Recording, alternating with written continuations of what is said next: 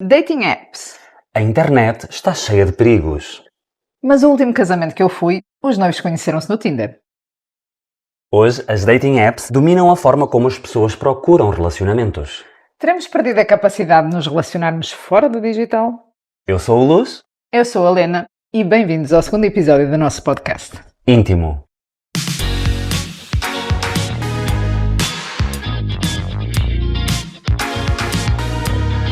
Das notícias que vão saindo e alguns estudos que são feitos, as pessoas relatam que se inscrevem nas dating apps à procura de amizades, de encontros casuais ou então de um relacionamento.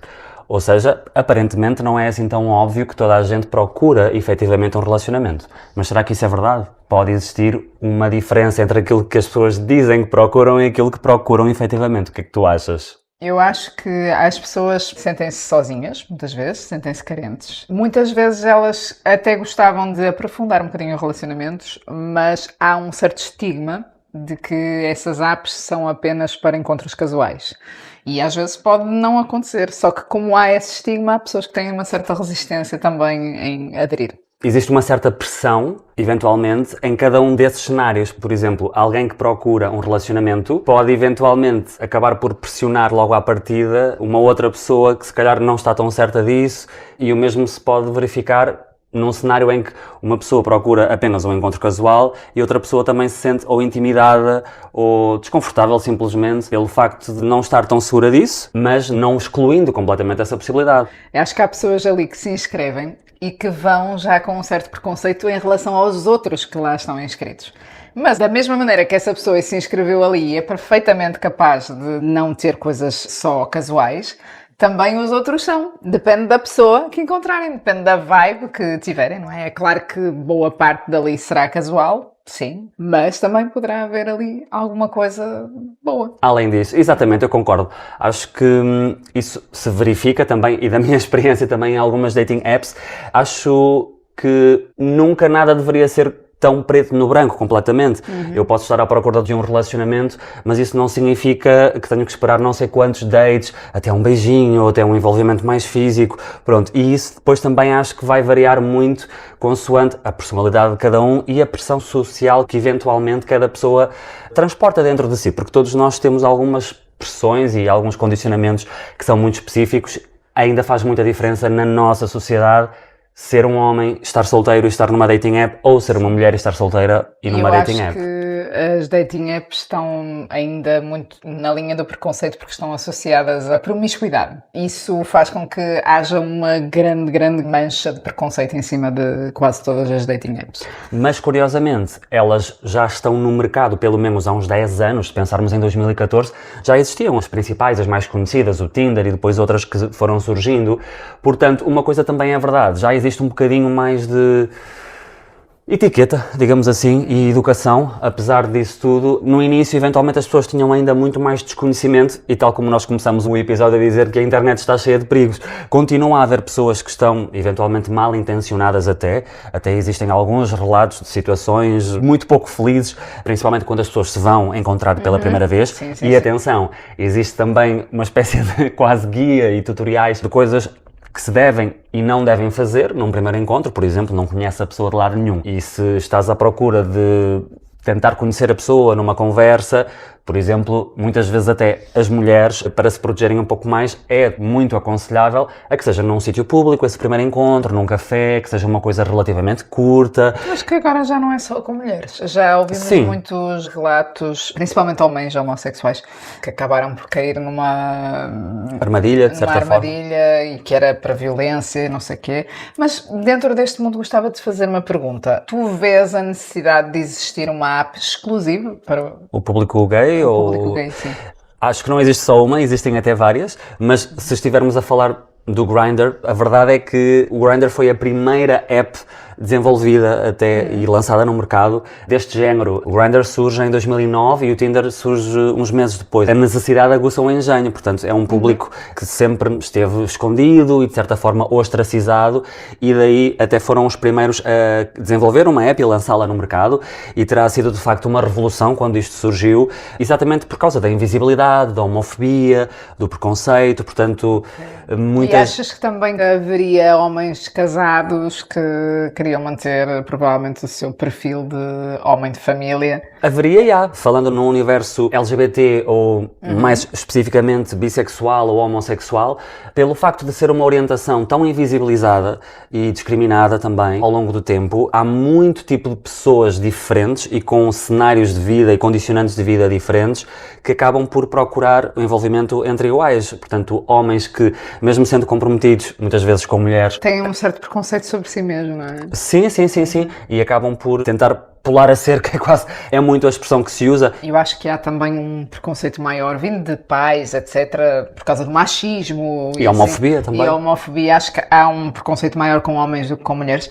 De certa forma, até pode haver ali um certo ódio de si mesmo. Sim, completamente. E a pessoa ser ali um pouco revoltada e ter comportamentos muito agressivos com alguém que estiveram sexualmente, outro homem que estiveram sexualmente e momentos mais tarde até depois são agressivos com eles. Ou seja, é uma forma de demonstrar o ódio por aquilo que ela acabou de fazer.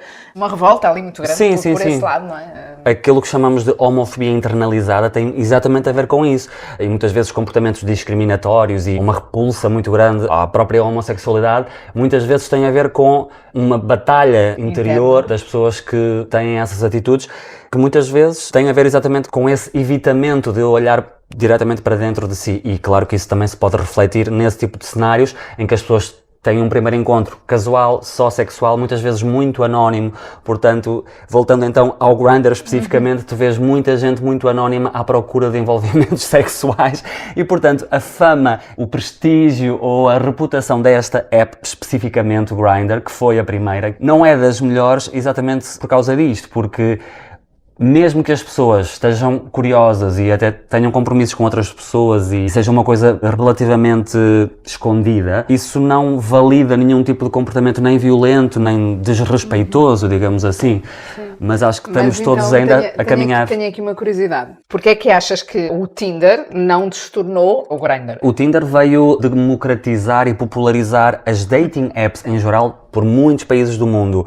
O Grindr tem uma funcionalidade um bocadinho diferente, porque tu não precisas de dar match com uma pessoa para desbloquear a conversa com essa pessoa. O Grindr funciona um bocadinho de uma forma diferente. Tu vês as 100 pessoas que estão mais próximas de ti, através de uma grelha, em quadradinhos, e podes falar com qualquer uma dessas 100 pessoas sem a necessidade de um match. Portanto, é uma coisa que facilita muito diretamente o contacto entre os utilizadores. Hoje em dia não existem apps só para sexo, não é? Ou só pensadas para um relacionamento amoroso ou sexual ou etc. No outro dia até vi uma que era as pessoas iam todas num grupo de amigos para um jantar, ou seja, ninguém se conhecia. Todas elas eram chamadas para ir até um certo restaurante com base nos teus interesses. Havia uns cartõezinhos que as pessoas iam passando pela mesa e eram assuntos para quebrar o gelo. Assuntos que as pessoas tinham que falar. A app diz exclusivamente que se houver duas pessoas, por exemplo, que tenham uma intrusão maior, que sintam mais afinidade, mais empatia, não sei o quê, elas podem sair dali no final do jantar e ver até onde é que aquilo pode ir. Mas essas apps também são muito importantes porque, assim, quando uma pessoa muda de país, se calhar até nem está só à procura de coisas casuais, mas não tem companhia com quem sair. É muito complicado uma pessoa começar a ter essa... Socializar, a ter amigos. Socializar, não é? Acho que muitas vezes não é só sobre a pessoa procurar um relacionamento sexual, amoroso, é a pessoa procurar relações. O próprio Tinder tem algumas definições numa secção o que é que tu procuras e uma dessas opções é fazer amigos. Porque mesmo que tu estejas à procura de um encontro casual ou de um relacionamento mais duradouro, essa informação muitas vezes causa uma pressão, tal como estávamos a dizer no início, que se tu afirmares de antemão que procuras amizades, eventualmente diminuis essa pressão sobre ti e sobre os outros e, de facto, a partir de uma amizade, de conhecer as pessoas de uma forma mais descomprometida e com menos pressão, eventualmente outras coisas até podem surgir. Sim. E há quem se recusa a ter estas apps simplesmente porque quer mais do que sexo. Não se sente bem em ser o menu. Ser uma opção do catálogo. Uma opção do catálogo. Porque, na verdade, de certa forma, o Instagram, o TikTok, as redes sociais permitem que nós, de certa forma, tenhamos um flerte com pessoas desconhecidas, mas que não é tão assumidamente.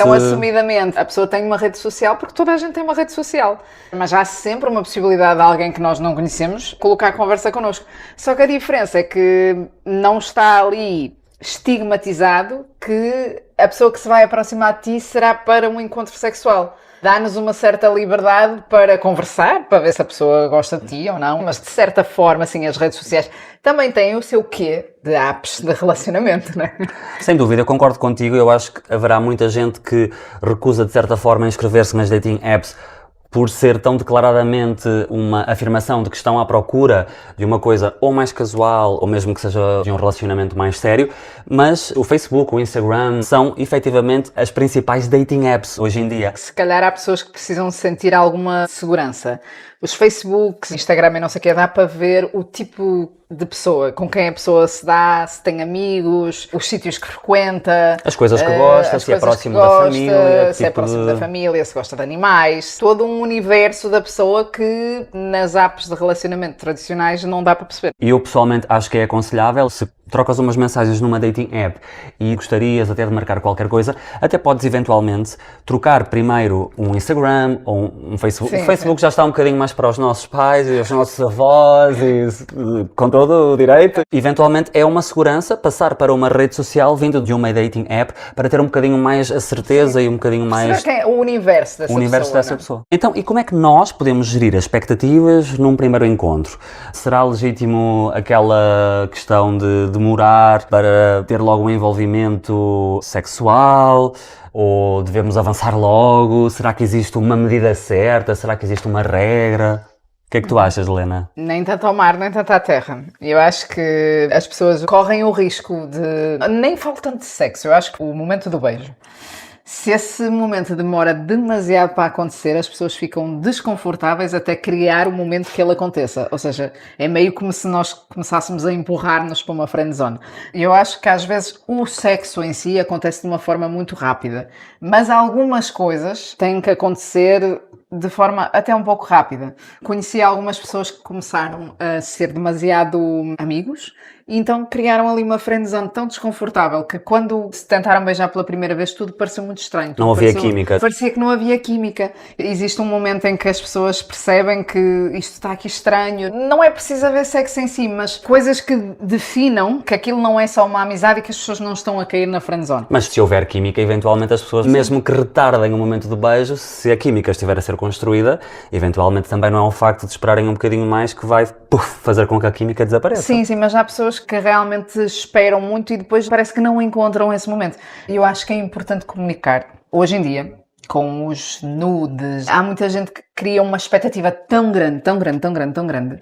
E no sexo é preciso comunicar. É raríssimo encontrar alguém que espontaneamente aceda ao teu universo. Tudo o que tu gostas, da forma que tu gostas, espontaneamente isso é muito difícil. E que saiba logo tocar nos pontos certos e que seja tudo super fluido. Exato. Quando acontece tudo muito rapidamente, não deu tempo para as pessoas comunicarem. E comunicar não é mau. Há pessoas que têm esses relatos, não é? Que os primeiros momentos em que fizeram sexo com alguém não foram bons, mas gostavam da pessoa, então foram insistindo e depois ficou ótimo, porque as pessoas aprenderam a comunicar. E mesmo num cenário de relacionamento, portanto das pessoas já estarem efetivamente a namorar, a própria comunicação é fundamental e mesmo o envolvimento sexual pode e deve ir melhorando exatamente com esse conhecimento cada vez mais aprofundado do corpo da outra pessoa, não é? E do nosso próprio. Sim. Portanto, isso é válido sempre. Comunicar é super importante e eu acho que existe muitos relatos de insatisfação sexual de mulheres. Em relacionamentos heterossexuais. Em relacionamentos heterossexuais. Os dados de mulheres que não têm orgasmos, etc. Sim.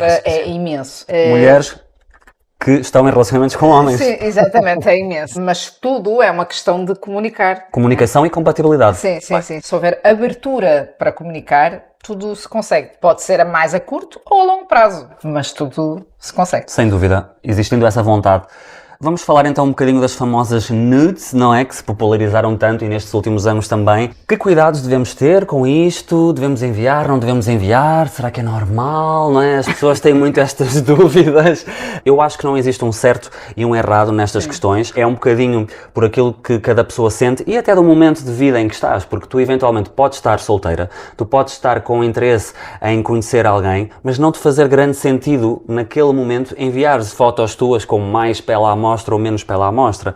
Sabemos que devemos ter alguns cuidados e hoje em dia isso acontece muito facilmente. Essas imagens são partilhadas. Infelizmente ainda há muito pouco trabalho na lei sobre isso, não é? Raramente as pessoas são responsabilizadas. Estamos no início até de criminalizar este ato de repartilhar imagens que sejam íntimas sem o consentimento de outra pessoa, por exemplo.